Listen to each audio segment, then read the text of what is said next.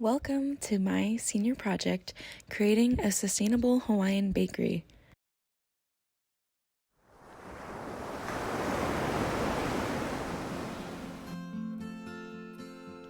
Hawaii is one of the best places on earth. The amazing tastes and smells are something that you can only really experience if you're there, but I want to try and bring a little bit of Hawaii to here.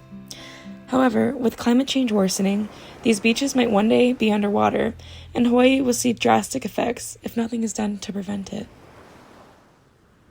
3 of Hawaii's major islands have lost roughly 1/4 of their beaches already.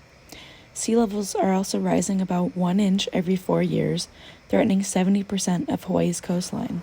Rising air and ocean temperatures, shifting rainfall patterns, rising sea levels, and changing ocean chemistry will affect people and ecosystems in Hawaii. Rising sea levels will also increase coastal flooding and erosion, damaging coastal ecosystems, infrastructure, and agriculture. The purpose of my project is to bring awareness to the effects that climate change will have on the Hawaiian Islands through creating a Hawaiian bakery here on the mainland. A percentage of my profits will go towards programs saving the islands in whatever way possible, because that is where my ancestors are from and their land deserves to be protected for future generations of Hawaiian people to live. I'm emphasizing sustainability within my future bakery, and I want other bakery owners to be able to use my work as a reference for making their business sustainable. This project is important to me because I love baking, and I want to incorporate my Hawaiian roots into my bakery while also trying my best to mitigate my carbon footprint. Anyways, hi, my name is Alina Ruzicka, and welcome to my senior project, creating a sustainable Hawaiian bakery. My passion for baking actually began a couple years ago during the beginning of COVID, but this hobby ended up sticking with me. I realized that I had a knack for baking, mostly thanks to my mom, who I watched bake for my entire life growing up. Thanks, Mom. And I knew for my senior project, I wanted to do something involving baking, and I finally narrowed it down to the research question. What is the best way to create a sustainable Hawaiian bakery while also setting an example for other bakeries to follow in order to reduce carbon emissions? This began with me researching a lot of different questions, such as what is considered a sustainable bakery, what to know before opening up a bakery, how to write a business plan, where to find locally sourced ingredients, and ultimately, how to brand or market a bakery, with the end goal being that I wanted to create a website showcasing my work. The next step of my project was to conduct an interview with a current bakery owner, so I ended up interviewing the owner of Hello Robin, Robin Well Martin. She created an amazing cookie company here in Seattle that has been extremely successful, and I wanted to gain insight on what it's like to actually open up a bakery. So I'll be sharing parts of the interview that I think are very applicable to my project and might be helpful for others who are also thinking of opening up a bakery. All of it. I mean, we are so deliberate about all of it, even product waste. I mean, we really care about our footprint. We don't ship, we don't ship because it's not good for the product, but it's also because we care about, like I said, our footprint. All the stuff is compostable. Our spoons are wooden. Yeah. I mean, they're not even like the plastic. Yeah, they're not like the compostable plastic. They're like wooden. Yeah. Where do you source the main ingredients like flour and sugar and stuff? I mean, we have our brands that we like, but we're nut free. Oh, okay. And so we really look carefully at ingredients just for, we don't use beet sugar, we use cane sugar. Our flour is from Washington. We really try and have products that aren't traveling far.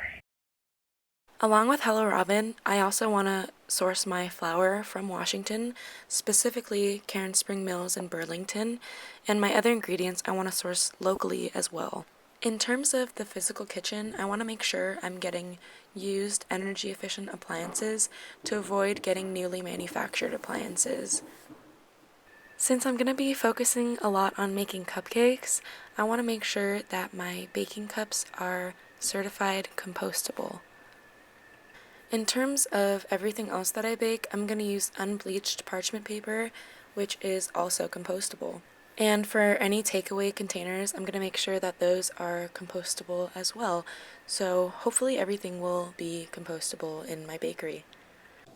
Next, I created a survey asking a total of 9 questions. And so I pulled a few questions that I think are most relevant to furthering my project if I'm going to continue it after I graduate. So for my survey, I sent it out to a lot of friends and family, and I also posted it on my Instagram story, and I got 54 responses in total. So the first question that I wanted to share was, how much are you willing to spend to go to a bakery? The majority of people said that they were willing to spend $10 to $15, which means that my price point can be a little bit higher since I'm getting my ingredients organically and locally. I then asked, when you go to a bakery, do you sit inside and eat, or do you pick up the goods and leave? And the majority of people said that they would pick up the goods and then leave. And this is helpful because the next question I asked is, would you rather go to a bakery or get it delivered? And the majority of people said go to a bakery. So this helps because I was debating on whether to have my bakery be in-store or delivery-based, but I would prefer it to be in-store. The next question I asked is, are there any Hawaiian baked goods that you would like to see in the bakery? And a lot of people said coconut cupcakes and guava cupcakes, which I am currently in the process of making, and those will definitely be in my bakery. And then tons of people said malasadas, specifically Leonard's, which is a famous malasada place in Hawaii. So I'm also planning on making malasadas to put in my bakery. The next question I asked is, would you be interested in how the bakery will be sustainable? And 88.9% of people said that they would be interested, which I'm really happy about because I'm definitely going to promote the sustainability within the physical bakery. I then asked if you would be willing to donate to protecting the Hawaiian Islands from the future implications of climate change, and 41 out of 54 people said yes, which is a good number. But also, people might not be able to donate, or they might not want to because they don't know what the implications are. Overall, the survey was really helpful in furthering my project because I'm definitely going to take into consideration all of the feedback I got from everyone that took my survey. Next up, I'm going to show myself making coconut cupcakes. So we're going to start off here with some flour, 2 cups exactly, baking powder, salt. There's me whisking a little bit. Thanks, Mom, for filming. While showing my baking, I wanted to share some of the research I did over the past 9 months. So when it comes to eating baked goods and thinking about the carbon emissions that come from them, many people might think that the pollution is very minimal. However, a study was done at the University of Sheffield where they wanted to see the environmental impacts of a common staple, bread. They concluded that over half of the environmental impacts of producing a loaf of bread come from wheat cultivation.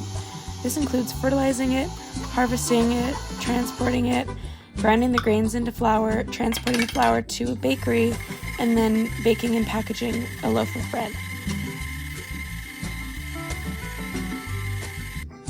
The equivalent of 0.5 kilogram of carbon dioxide goes into the atmosphere for every loaf of bread produced in the UK, and as you can imagine, there's a lot of bread being produced daily.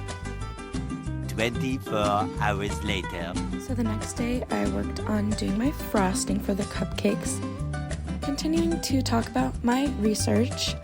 So aside from incorporating CO2 into bread baking, another application that involves CO2 in bakeries is the cryogenic freezing of baked goods.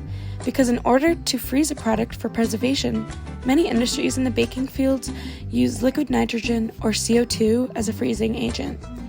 A lot of bakeries are commercial, where they bake in-house and then ship them all around the world. This has a huge carbon footprint associated with it due to the transportation of these goods. For my bakery, I will be keeping it local in order to minimize things such as emissions from cars, planes, or other modes of delivery. This includes sourcing my ingredients locally, such as getting free-range eggs, organic butter, milk, and flour from a local farmer or mill, instead of relying on produce to be delivered from huge distances. So the last step of making my cupcakes was to frost them, and I just used coconut frosting on the top. And then next up, I decided to shove the whole thing in my mouth, just for fun. But it turned out really good. And then I did a little Salt Bae action and put some toasted coconut on the top. And I think they turned out pretty nice.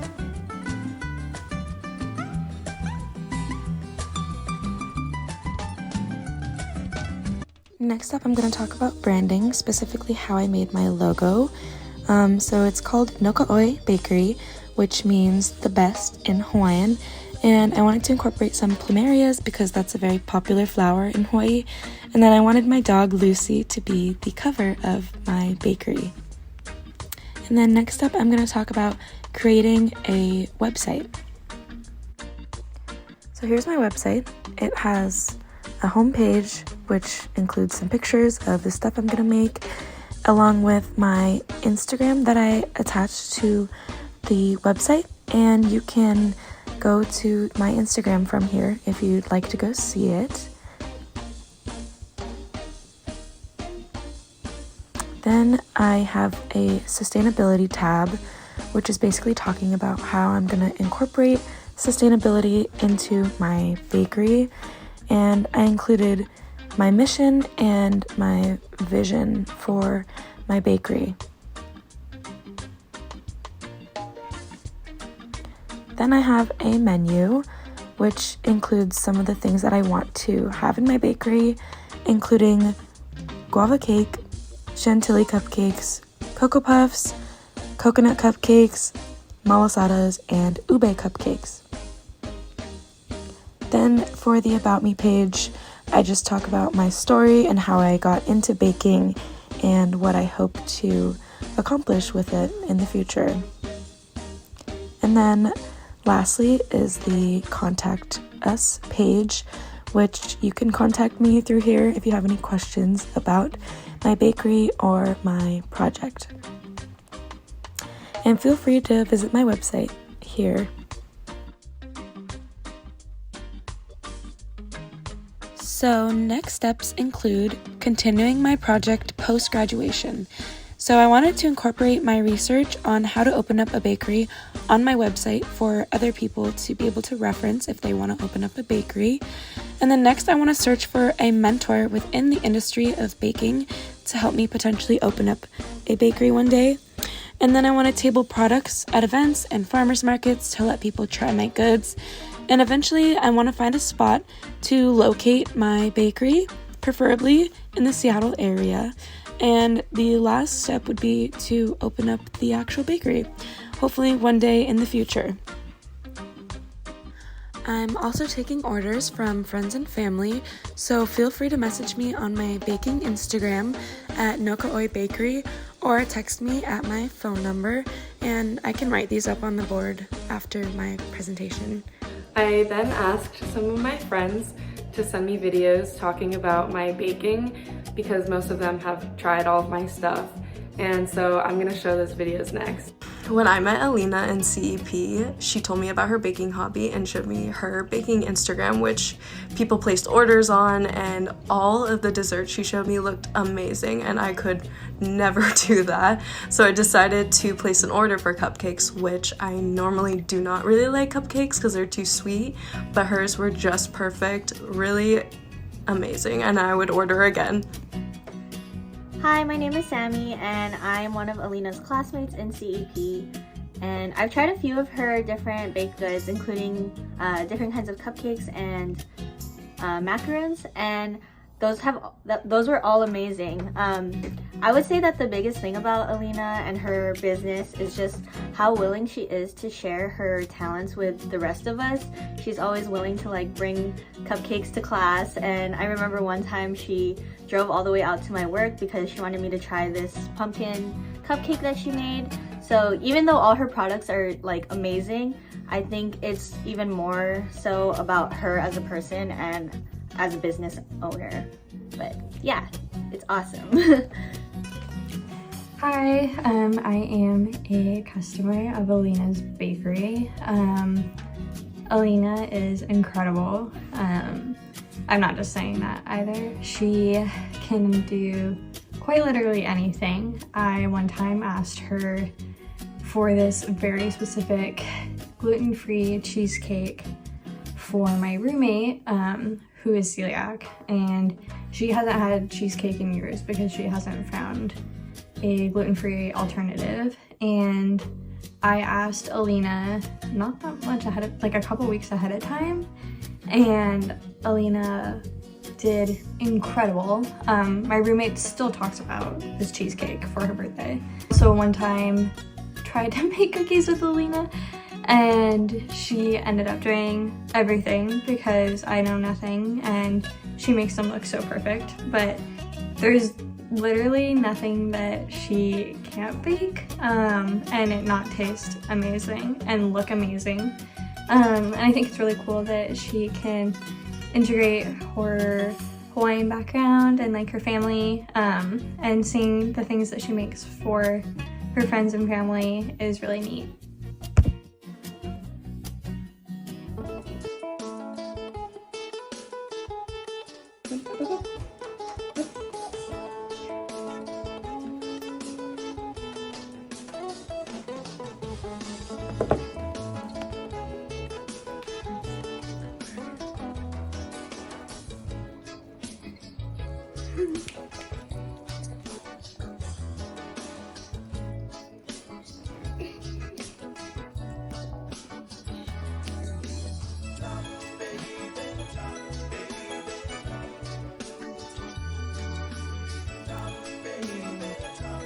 Anyways, thank you to my parents, to my friends, and my teachers for all supporting me and helping me with my senior project for the last year. I hope you guys all enjoyed it, and thank you for watching.